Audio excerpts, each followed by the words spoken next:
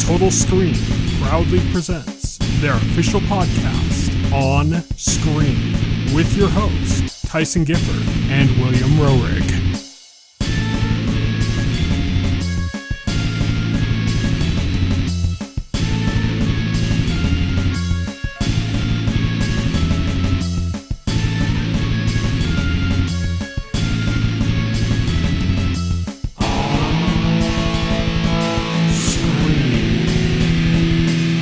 Hello, everybody, and welcome to On Screen, the official podcast of the Total Screen. My name is Tyson. My name is Will. And today we are going to be discussing the Mario Kart 8 Deluxe Booster Pass Wave 4 courses. We're going to be talking about the 8 new courses added to Mario Kart just recently, go over what we think of them. Before that, we also have one news story in our On Beat news segment, and we have some things coming up on the horizon that we are going to discuss as well. Let's get started with our On Beat segment.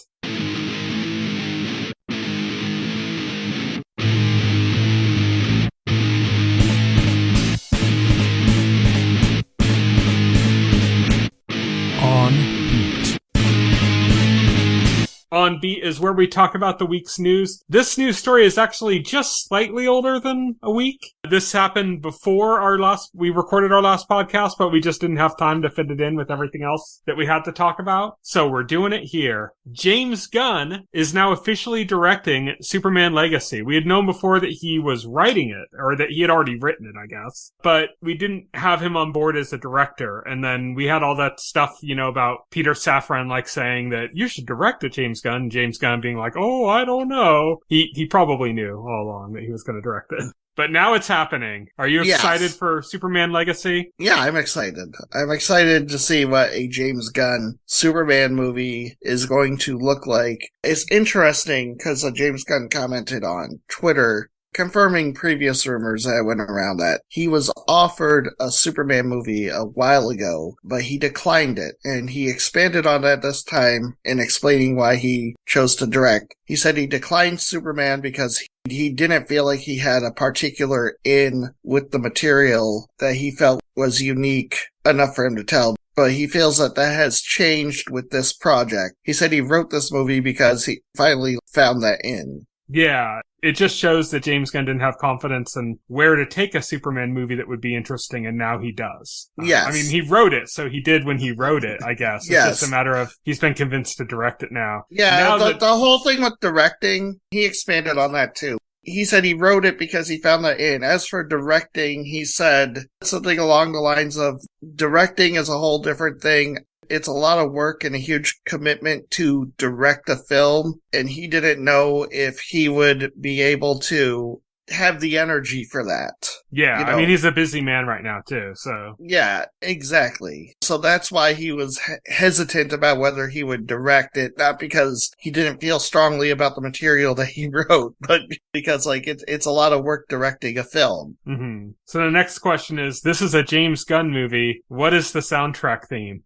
Right, yeah, exactly. We know Guardians of the Galaxy was 70s, a lot of Motown and some other 70s music. We know that Peacemaker was all about hair metal. So what is Superman Legacy going to be? I know he said that the story is going to be about kindness feeling old-fashioned. So is it going to be like standards, lots of Frank Sinatra or something? It's going to be Three Doors Down, Kryptonite, wall-to-wall for the... Just play it over and over again? Yeah, entire movie. There's going to be a slow, creepy version of it? Yeah. Your kryptonite.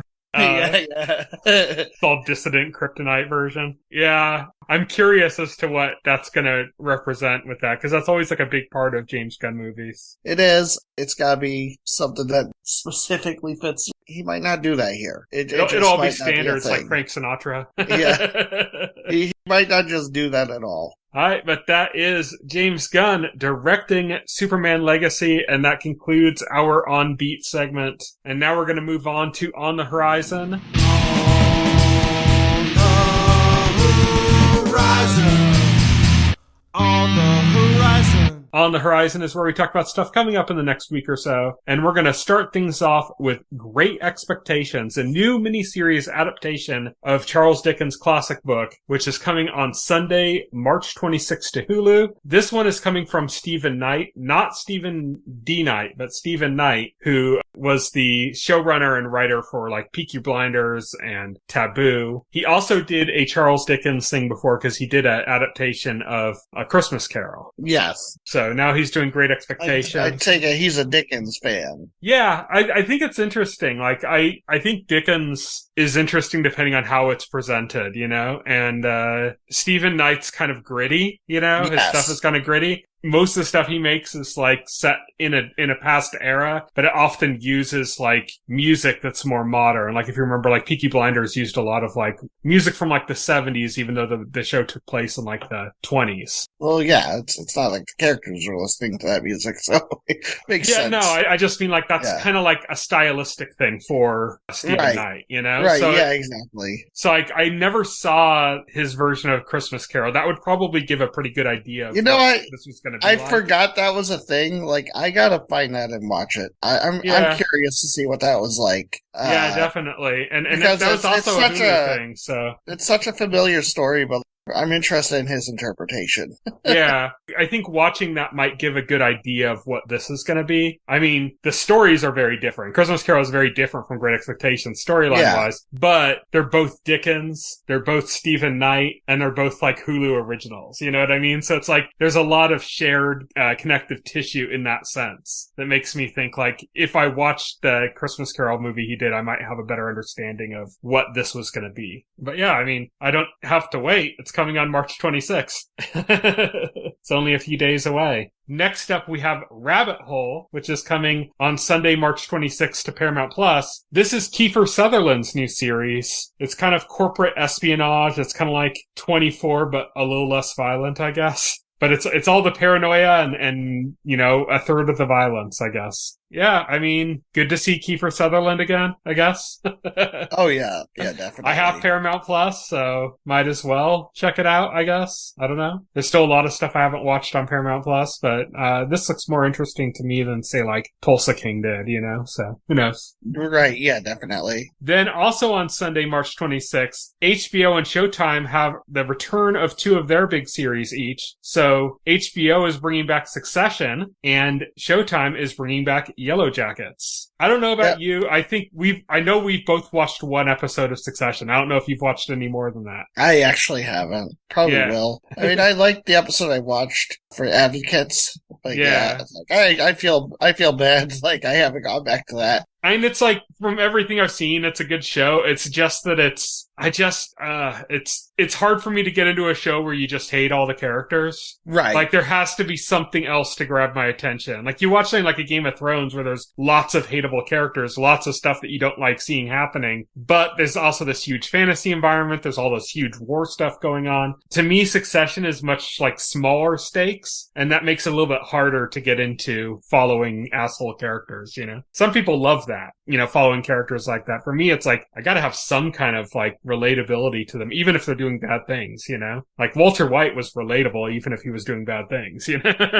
Right, yeah, that makes sense. So, I don't know. I don't think I'm ever gonna watch Succession beyond the one episode I watched. Yellowjackets has been intriguing me. I've never watched it. I don't have Showtime right now, so I can't even watch it. I'd have to, like, subscribe. But I don't know. Something about it's kind of, it's got kind of like a Lord of the Flies kind of vibe to it. Yeah, I mean, that's deliberate from my read of it. Yeah, definitely. It's like Girl Scouts on an island and some fucked up stuff happens and then they're older, and it's kind of like, this is something I probably would have watched if I had Showtime, but I don't know if it's enough to make me get Showtime, if you know what I mean. But it might be something like after the season's done, maybe I'll grab a free trial and see if I like it. I don't know. Next up on Wednesday, March 29th on Apple TV Plus, The Big Door Prize, which is about a mysterious box that arrives in a small town, and if you pay a small amount of money, it will reveal your true destiny. So it's like very high concept. Again, this is Apple TV Plus. This seems to be their thing now, is like making these incredibly high concept shows that end up becoming, a lot of them, very critically acclaimed, you know? Right, yeah.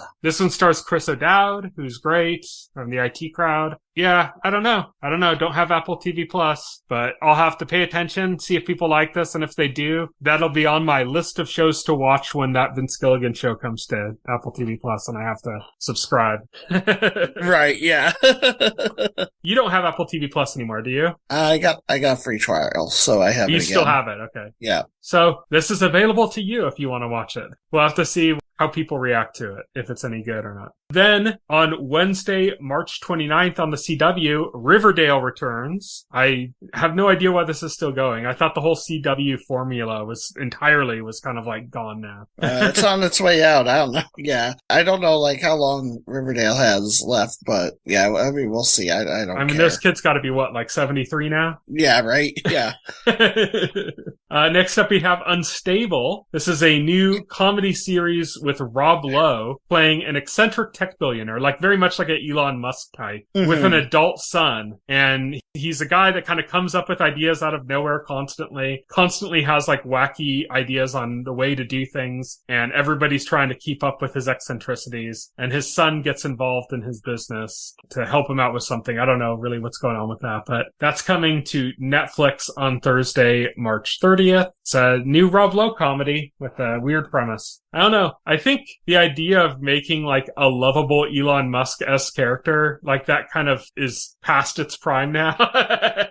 Like, does anybody really want to watch that now? I could see maybe like 5 years ago people going, that would be an interesting concept. And now people are like, ugh. Yeah. So who knows? Next up, we have The Power. We've talked about this briefly on the show before, I think. This is, it's like a weird high concept show about teenage girls who start developing electrical abilities. Like, it's like they're mutants, but they all have the same mutant power, which is like some kind of electrical ability. And with this surge of power, you end up getting this kind of huge disruption in like the social norms where like women are typically oppressed and stuff. So it's kind of like about feminism by force and how that would affect the world, I guess. Yeah, I guess.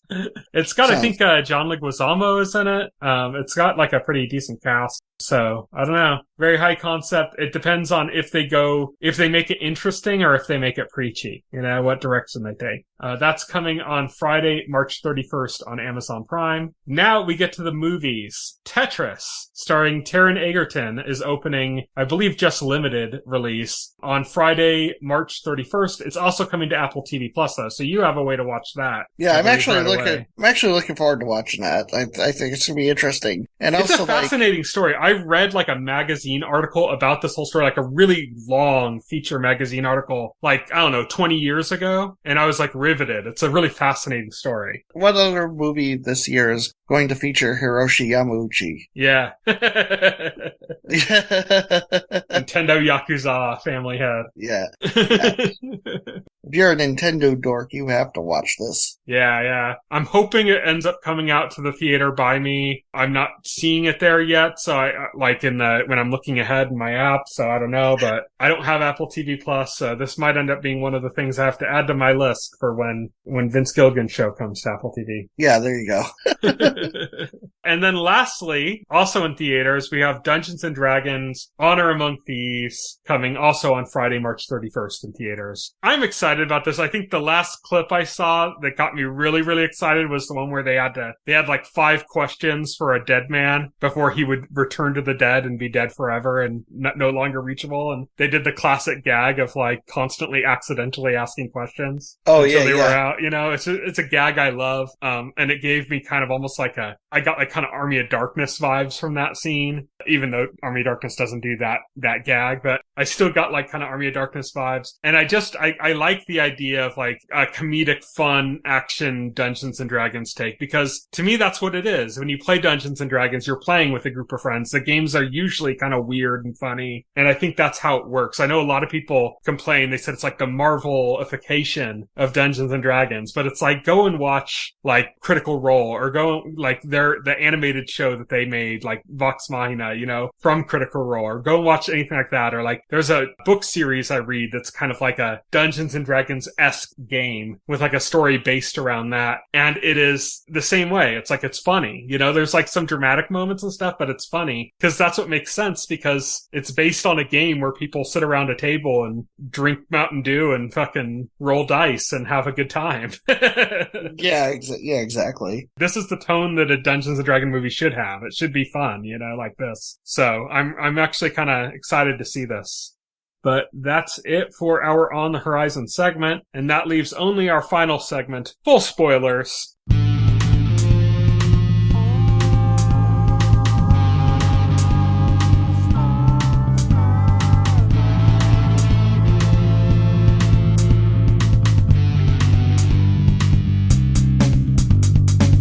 This week on Full Spoilers, we will be spoiling Mario Kart 8 Deluxe Booster Pass Wave 4. Oh, okay. Watch out for those spoilers. Yes. If you haven't played yet, you know, you're gonna learn how Luigi gave his Death Stare to Yoshi and he died. Rip.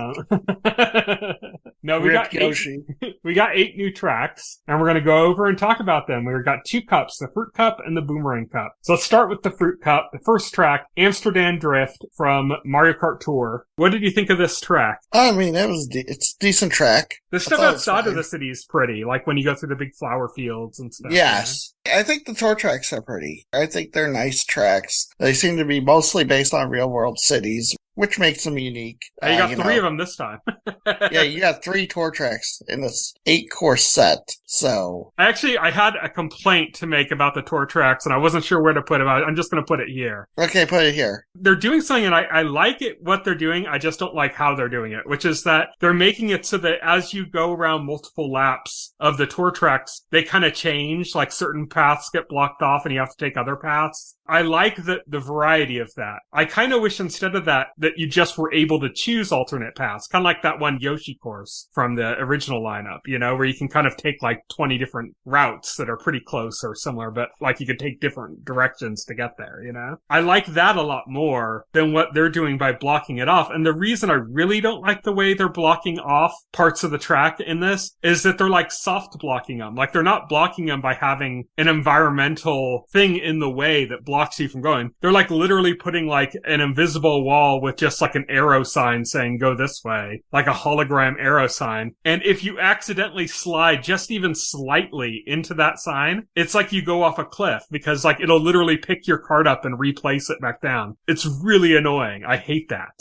And this is something that's like it's not just in this track, it's in like all of the tour tracks basically. Right. It really bothers me. I wish they would have gone the extra effort to put actual environmental things that shape the track so that like, you know, a rock fell down or like a thump came down. And so you can't go down that path because there's something physically in the way, you know, rather than just like there's a thin holographic strip of arrows saying you can't go that way, you know, like, yeah, that bothers me. It also bothers me though that sometimes like you're heading down the course of the path and you can't, like you're like going up a hill or something. And then the turn is like right at the top of the hill. So like, unless you actually know the course, you're going to fucking go the wrong way. Like for sure going to go the wrong way at some point on that track, unless you already know the course because you played it multiple times. To me, that's like bad design. Like I don't like that. You know, that's like, and you only really see it in the tour tracks. I think that's right. That's my issue with the tour tracks. Like some of them are still fun. Some of them have like a lot of variety and stuff, but they just feel very different from typical Mario Kart tracks. They just feel kind of cheaper somehow, or like, you know, not as well designed. I don't know. Am I alone in that? I think it's perfectly valid criticism. It hasn't really affected my enjoyment of the tracks, but yeah, I mean, it's fair. I like a lot of the tour tracks still, but certain things just about them really annoy me. I will say that I like the 3 tour tracks that are in this wave of the DLC. Every single one of them is better than that fucking New York track that's just abysmal. This is the most boring track. It's just straight like cube polygons with like basic textures on them. And it's like, oh, it's such a boring track, like visually. But yeah, so that's the first track, Amsterdam Drift. We're going to move on now to Riverside Park, which from what I've seen online is like, seems to be the least favorite of the bunch from most people. What did you think of Riverside Park, which was originally a Mario Kart Super Circuit track? I mean, it's fine. It's pretty basic, but then again, it's from Super Circuit, which it's interesting because like Super Circuit being on the GBA, it's a game that feels most like a direct sequel to the original Super Mario Kart. It feels so similar to that, more so than the other games in the franchise. It's kind of flat. It's using kind of that like Mode 7 style fake 3D kind of thing. Yes, exactly. And the courses are more basic. And that comes across here even in a fully remade, revamped 3D version of the course. It's the same thing as when you get Super Mario Kart courses in modern Mario Kart. It's kind of like, it's got a visual overhaul, but the course is still pretty simplistic in its setup and design. It's literally two-dimensional. Yeah, it's literally two-dimensional. So it's this. So it's fine. I mean, it's far from my favorite track in the DLC. I think it's pretty obvious what my favorite track is going to be. I think you can predict that pretty easily. Not going to state it now. We'll wait till we get there, but... You're talking about Bangkok Rush. Obviously.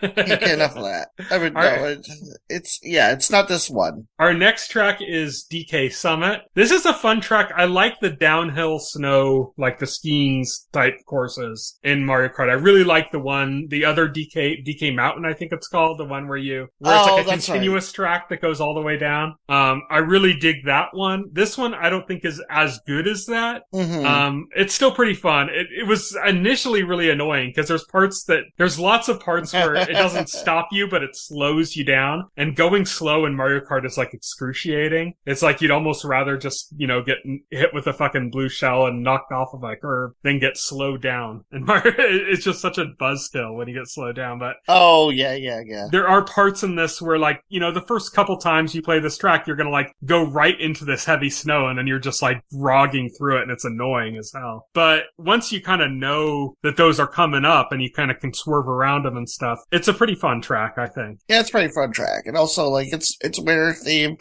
I like winter themed. Yeah, it's definitely better than that really slow ice track from the last update. Yes. This one's a lot more fun. And then next up, we got a brand new track to Mario Kart. Yoshi's Island. I know this is the one that you're super excited for. Yeah, this is my favorite track of the entire DLC. Not just because, like, it's brand new, but because it's Yoshi's Island themed, and they nailed it. You got, like, all these references to Yoshi's Island. You got, like, the big purple, blue, whatever, blob guy in the background. You got the Shy Guys on stilts walking around the level.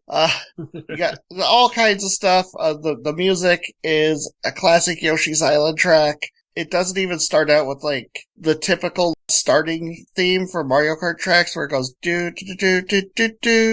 It starts out with the opening jingle or whatever for Yoshi's Island stage, which is do-do-do-do-do-do-do. It opens like that. And I'm like, what? That's crazy. This is kind of like the Zelda track, and that they made a lot of changes, like what you're talking about. Like the Zelda track or that one Animal Crossing track, both did that. Yes. Where like they kind of made some theming changes to make it a little different from the regular ones. So yeah, they treated it like those where this is an entirely like new theme. It's not just like a new track. Yeah. Even some of the items are visually presented differently. The coins are actually Yoshi coins in this. Yeah, I was just about to say that. It's kind of like how they did the rupees in the Zelda track. They literally changed the representation of an item, Yes. Which is pretty cool. I like all that stuff. I like those kind of like character things, and I like that every track doesn't do that. I like that it's only a few special ones that do that. I think that's really cool. There's also something that I didn't even really do in like the first couple of times I went through and raced, and suddenly discovered it. There's a part where you take this really big jump and there's these like winged question marks flying in the sky. Yes. And if you hit them, it opens up this road in the sky. Oh, seriously? I don't think I managed to hit one of those right Yeah, it opens up this weird like road. It's like a narrow road. It's a little hard to stick on. And then it goes through, and it's just like a little bit of a shortcut. It's nothing like too crazy, but it's just kind of fun. I like those kind of whimsical elements, and I like shortcuts, and I like different paths. That's really awesome that they're like more in decoration, because that's like exactly how they perform in Yoshi's Island. You hit them and something special happens. Yeah. So that's a really cool touch. I just thought they were just decoration. No, that's if you hit awesome. them, it opens up this little road that you can kind of go on. It's like a little road in the sky that you can travel down. That is awesome. Yeah, I think it's pretty cool. And I didn't notice that the first couple times I played it. And then all of a sudden I was like, wait, what the fuck is this? And then I'm like, oh, this is cool. So, now I've been enjoying that track a little bit more since finding that. So, yeah, I think doing a little bit more little touches like that throughout Mario Kart tracks would be like a fun thing, where you just kind of just do something kind of just fun and clever that changes a little bit. Something that you won't necessarily find the first time you play it. And then they'll play it again and go like, oh shit, there's something completely new here. I dig that. That is the end of the Fruit Cup though. And now we're going to move on to the Boomerang Cup, which starts off with another Mario Kart Tour track, Bangkok Rush. Yeah, which is probably like the best Mario Kart Tour track of the DLC. I don't know. I think maybe the Singapore one is for me, which we'll talk about later. You know what? Yeah, it's Singapore. Never mind. Those two are similar. I was getting my wires crossed. Yeah, the easy way to differentiate them, because they're kind of similar. The way to differentiate them is that the Bangkok one is during the day and the Singapore one is at night. Yeah, the Singapore one's at night. Yeah, that's right. Bangkok, I mean, not to say Bangkok Rush is bad. I'd like it fine enough, but yeah. I think Bangkok's the one that has the boats in it too, where you can go over the top of the water. Yes, it has the section with the boats in the water, which is actually really cool. Yeah, that's a pretty fun track. It's a tour track, so it's like you'll have like a little bit of something that's kind of cool, and then a lot of stuff that feels like it's kind of like not necessarily laid out in a really well designed way. I don't think like the flow of the track isn't really that, it isn't. I think Mario Kart tracks are really good at telling you that there is going to be a turn coming up and you need to learn how to master that turn. And I think the tour tracks just don't do a really good job of that, and so that's an issue here too. Right, yeah. But overall, I mean, it's a pretty fun track for the tour tracks. Like I said, I think all of the tour tracks in this cup are some of the better, or not in this cup, in this wave of the DLC, are some of the better tour tracks that we've gotten so far. So I think like all three of them are like amongst the best of the tour tracks, at least. Yeah. Next up, we have Mario Circuit, another one that's kind of a little bit disliked online from what I've seen. I think it's fine. It's maybe like a little bit boring, I guess. It does have the piranha plants that are shooting fire. It's though, Mario. cool. It's Mario Circuit. It's the basic Mario themed track that you get like in pretty much every Mario Kart game, like this one for DS. I mean, it's fine. It's just it's an extremely basic track. Yeah, I mean, like I said though, it has the fireball breathing piranha plants, which is pretty cool. Yes, it does. But it's just kind of, it's one of the least memorable of the tracks, I think. Like I'm scratching my head trying to think about, what else was in that track, and I'm kind of coming up blank. I just can't really picture it. A more memorable track is Waluigi Stadium, which was on Double Dash on the GameCube. I love the visual design of this track. Yes, I'm not a fan of the dirt tracks in general in Mario Kart. Like most of the time, there's like one that I like besides this one. Waluigi likes it dirty. Is it the Wario Stadium is the one from the original Mario Kart 8, right? I think so. There's one I like that one, and I like this one, and they're both like kind of in the same vein, I guess. This is almost like a sequel to that one. It feels like. It's really cool. I like the visual design. I like the fake metallic piranha plants and stuff. Like I love a lot of the visual aesthetics in this stage, I think. Yes. And I remember this being one of the standout stages when I played Double Dash back on the GameCube. So, I mean, I enjoyed seeing this make a return. Is it weird playing it without somebody riding on the back of your cart? Yes, it is. But you got Birdo back, so it's almost the same. Because Birdo hasn't been a Mario Kart game since Double Dash. So let's use that as an opportunity, since we're talking about a Double Dash stage, to talk about the fact that we got our first DLC character for the Switch version of Mario Kart 8, because obviously there were DLC characters added in the last DLC that happened on the Wii U version of the game. But all that was included in the base version on Switch. So we have our first DLC character for the Switch version. What do you think? Like, I wasn't really a big player of Double Dash, so it doesn't hold a lot of nostalgia for me. Like, I mean, it's Birdo. It's cool. It's cool that they brought Birdo back, but I mean, she's a fun character. It's nothing mind blowing. Like, I don't know if I have much to comment there. Isn't she the first trans Nintendo character or something? I don't know. That's like somewhere in the lore. I think there's like something in it from that like Captain Rainbow game that only came out in Japan, and some instruction booklet like said something that I think was originally a mistake, but then they turned it into lore. It wasn't like some instruction. It was the U.S. instruction manual for Super Mario Bros. 2, where it explicitly said, and I know this because I had Super Mario Bros. 2 back in the day. I did too, but I don't remember anything about the instruction book. I had the instruction book, and I remember this vividly because I read this when I was a kid, and it got burned into my brain. Because it's kind of something like where you read it and, you know, you're a kid and you don't know anything about like gender politics or anything. You have no clue. We should also note before you go on that this isn't just because you're a kid. This is because of the era in which you were a kid, in which we were kids. Gender issues were not known, you know? It just comes off as so bizarre that you can't forget it. So the instruction manual, it literally says something like, he thinks he's a girl and he prefers to be called Burdette. I remember being a kid reading the instruction manual and getting to that and just being like, what?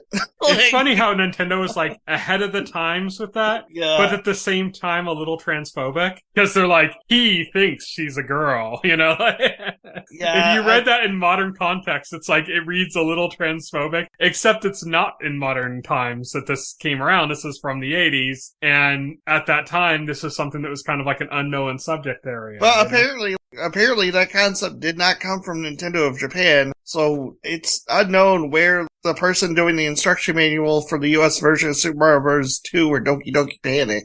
Yeah, fun fact. Did you know it was Doki Doki Panic in Japan? Yeah, like, it's a completely different game. This came from whoever was writing that instruction manual. It's so I have no clue. Yeah, it's just one of those weird things, but it got incorporated into the lore, not just because of the fan base, but apparently that carries over into the game Captain Rainbow, which ironically was never released in the West. It's only released in Japan. And that carried over into the lore of that game, so. Yeah, like, it's a thing now. Right. It's canon, I guess. It's a thing. So yeah, I will go with that. Birdo is trans. Birdo is proud trans representation, and it's great to have her in the game. We are pleased to have Birdo in this game. Welcome to the game, Birdo. But yes, it's also been confirmed via the new character select screen that the update brought that there are 5 more slots for additional characters. And Nintendo has confirmed that more characters will be coming in future DLCs. So we got 2 more waves and 5 more characters, so. Yes. Probably like 2 and 3, I'm guessing. Yeah, maybe. Yeah, unless they just hold it off and give us like 5 in the last wave or something. But probably 2 and 3. My predictions for the next 5 characters are going to be Kirby, Butters from South Park, Saul Goodman, Goku, yep, and Cloud Strife. Yeah, there you go. I think Kirby would be a good fit.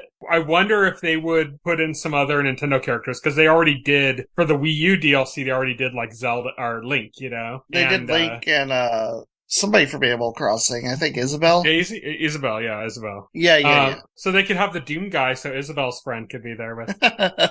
I don't know if they're going to do any more characters that are outside of the Mario sphere. I mean, it remains to be seen. Kirby would totally fit into Mario Kart. More so than like Link does, you know? And, you know, it would be cool to have like Samus in there, but they'd have to probably make some kind of like a weird, like super deformed, kind of cutesy mascot version of Samus to make it work in Mario Kart. They could, yeah, probably. But that would be kind of cool. It'd be kind of cool if they put like a new cart in for like a Metroid-inspired cart or something would be kind of cool. Anyway, we're starting to veer off topic because we're now talking about future DLC. We're focused on this DLC. So any last thoughts about Luigi Stadium? Waluigi Stadium. Yeah. Wow. All right. My final thoughts. So the last track we got was Singapore Speedway, another Mario Kart Tour track, the third in this wave. And, this is the best one. It's got like a lot of like aerial jumps and stuff where you can kind of see the city at night with like neon lights and stuff, like while you're soaring above on a kite. That makes it really kind of cool. There's a lot of like weird, winding kind of like higher level areas you can reach that like are easy to miss, but if you get them are kind of fun. Like there's some stairwell things you can can kind of go up and then Yes. go into like a rail above that kind of stuff is really cool. That's why I said this is the best of the tour tracks for this DLC, in my opinion. Probably the best tour track, in my opinion, period, I think. I would have to go through all of them because it's been a while. But we should do, once they're all out, we should do a tier time of Mario Kart 8 tracks. Oh boy. That could be a lot. We could do that in 2 parts. A lot of tracks. We could do it in 2 parts. We could do the first part, we could do the original tracks, and the second part, we could do the DLC tracks. Yeah, that could be fun. That'd be a fun thing to do, to go over. It'd be hard to keep. I'd have to not just have show notes. I'd have to have, I don't know if pictures. I don't know if I personally have like a ranking like in mind for tracks. Like I don't really play Mario Kart that way. It would be a fun one to do though. So maybe we'll do that at some point once all the waves are out. But yeah, so Singapore Speedway, to me, that's the best Mario Kart Tour track. Just going off of it, could be recency bias, but I mean, it's a really cool one. Lots of interesting paths to take and stuff. And a lot of the tour tracks kind of blend together, and I'm kind of sick of like the stone buildings streetway ones that we've gotten with like London and most of the Amsterdam track, and all these other ones are basically like look very similar. Sometimes I'm playing them and I'm like, I don't remember, what city is this again? Oh yeah, there's the Berlin Wall, so this is Berlin. It's like you see the landmarks and then you realize. But yeah, it's actually like one that's fun to play besides just having the landmarks of the city that are interesting. I think the Singapore one is like really interesting.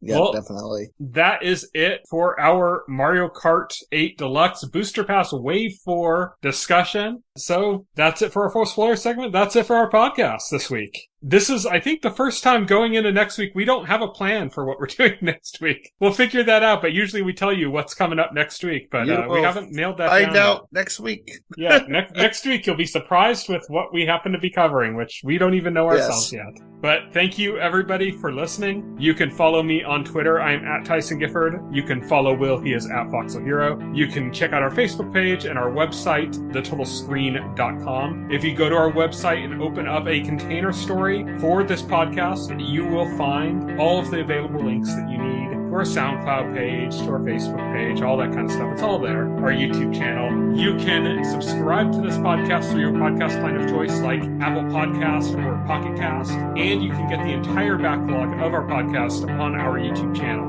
Thank you, everybody, for listening. Good night. Good night. Thank you for listening to the OnScreen Podcast, the official podcast of The Total Screen. Visit our website at thetotalscreen.com. This podcast can be found on any major podcast client, including Pocket Cast and Apple Podcast.